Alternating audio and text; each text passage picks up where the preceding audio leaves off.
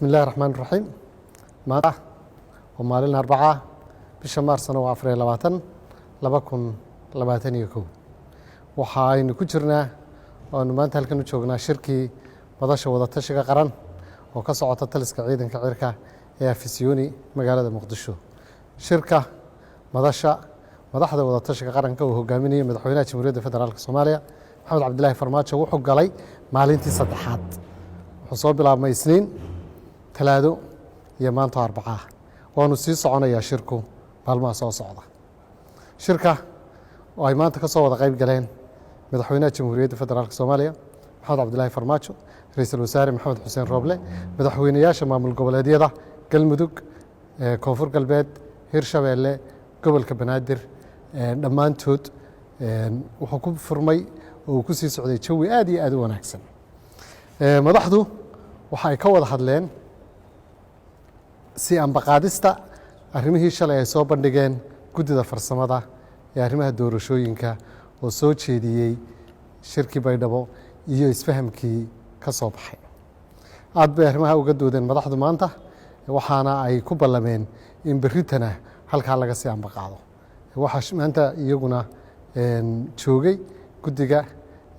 amniga qaranka taliyayaasha booliska laakiin warbixintoodii waxay u dhacday berrito oo maanta lama dhageysan sababtoo waxa lagaga mashquulay howlihii kale ee siyaasadda iyagoo aad u muhiim ahayd hawsha amnigu sida aynu shalay sheegnay shirku sida aan idiin sheegay waa maalintii saddexaad waanu sii socon doonaa halkaasaanu ka sii socon doonaa waxa ugu baaqayaan madaxdu shirkuna ugu baaqayaan madasha wada tashiga qaranku madaxda ka maqan ee dowlad goboleedyada Puntland iyo Jubbaland inay ku soo qayb galaan oo ay ku soo biiraan madasha wada tashiga qaranka ee ka socota xirada Afisiyoni taliska Afisiyoni ee ciidanka cirka Soomaaliyeed si loo dardargeliyo arrimaha doorashooyinka iyo qabsoomidda doorashooyin qaran oo inoogu dhaca si nabadgelyo oo hufan intaasi waa shirkii madasha wada tashiga qaranka iyo halkii uu maanta shirku marayay waxaan rabaa inaan dadweynaha Soomaaliyeed halkan aan kula wadaago fariin aan u dirayno wadamada caalamka danjirayaasha dowladaha caalamka ee jooga dalka waxaa jira danjirayaal mararka qaar qora oo dira oo u soo dira dowladda Soomaaliyeed iyo shacabka Soomaaliyeed fariin aan waafaqsanayn shuruucda caalamiga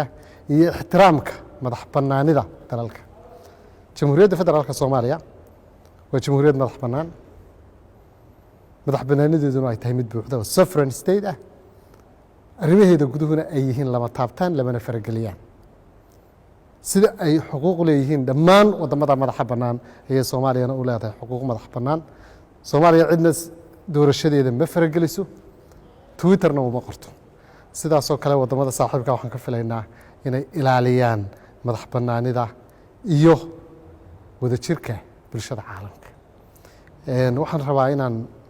runtii fariin adag halkan aan uga diro Soomaaliya iyo wadamada caalamka waxa ka dhaxeeya isfaham iyo xiriir wanaagsan waxa kale oo aad ugu mahad celinayaa wadamada wax badan la soo qabtay dowladda Soomaaliya iyo shacabka Soomaaliyeed mana ilowsanin abaalka ay nagu leeyihiin dowladahaas iyadoo abaalkaasi jiro haddana dowlad ahaan waxa aanu ku adagnahay ilaalinta madax bannaanida iyo jiritaanka Jamhuuriyadda Federaalka Soomaaliya oo aanu mas'uul ka nahay fariin kasta oo ka hor imanaysa madax bannaanida iyo gobonnimada jamhuuriyaddu waa mid aan la aqbali karin intaana waxaan rabaa fariintaa inaan u diro in laga digtoonaado oo ay tahay red lines ama khad axmara ama khad cas ku xadgudubka arrimaha gudaha ee Jamhuuriyadda Federaalka Soomaaliya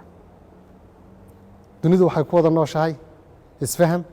istixgelin iyo ixtiraam sida ay dhigayaan dhammaan shuruucda caalamiga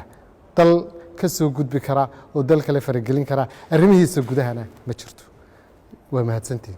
waxaan ku soo gabagabeynayaa bulshada Soomaaliyeed aan u sheegayaa shirkii madasha wada tashiga qaranku si fiican buu u socdaa waanu sii soconayaa waxaanan rajaynaynaa inay ka soo baxaan go'aamada xaldgal ah oo inoo hogaamiya doorasho hufan